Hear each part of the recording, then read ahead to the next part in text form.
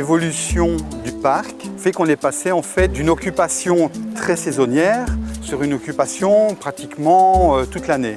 Qui dit occupation toute l'année, dit à certains moments de l'année, en termes de luminosité, le besoin de pouvoir compléter par un éclairage qu'on voudra le plus naturel possible, mais pour permettre surtout à nos visiteurs non seulement on va dire de leur donner un certain balisage, voir où ils vont progresser dans ce qu'on appelle le jardin des mondes, et d'une certaine manière de théâtraliser le parc et ses différents mondes.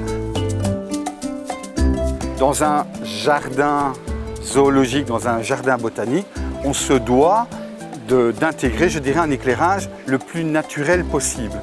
Alors on a l'habitude dans l'équipe de parler d'un éclairage clair de lune. Ça veut dire pour nous qu'on a cherché à reproduire une luminosité relativement faible, mais qui permet quand même de voir non seulement où on va, mais de découvrir ce qui nous entoure et d'avoir comme ça, tout au gré du parcours, cette luminosité un peu chaude pour qu'on ait vraiment l'envie de se balader, mais de manière homogène dans les 65 hectares du parc.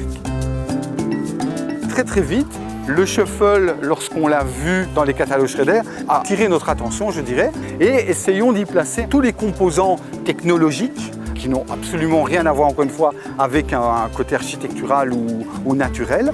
Plaçons-les tous ensemble dans ce poteau, de manière à ce que, dans une vision globale, ils s'intègrent complètement.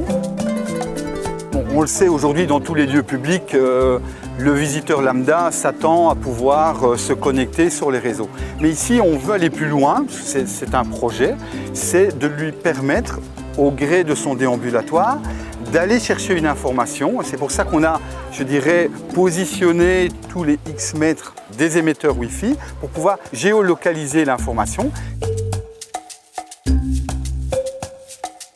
Lorsqu'on est arrivé avec nos besoins, bien sûr, le produit standard tel qu'il avait été développé par Schrader et par ses ingénieurs ne correspondait pas à 100% à nos besoins.